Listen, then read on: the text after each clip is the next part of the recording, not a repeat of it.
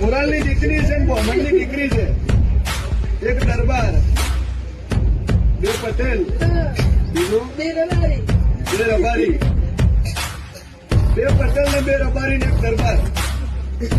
અને તારા છોકરાને મદર વખતે તને છોડ્યું છે. સાહેબ છોડી.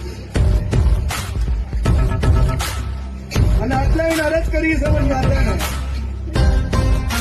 તો ભગવાન માતા પસંદ છે.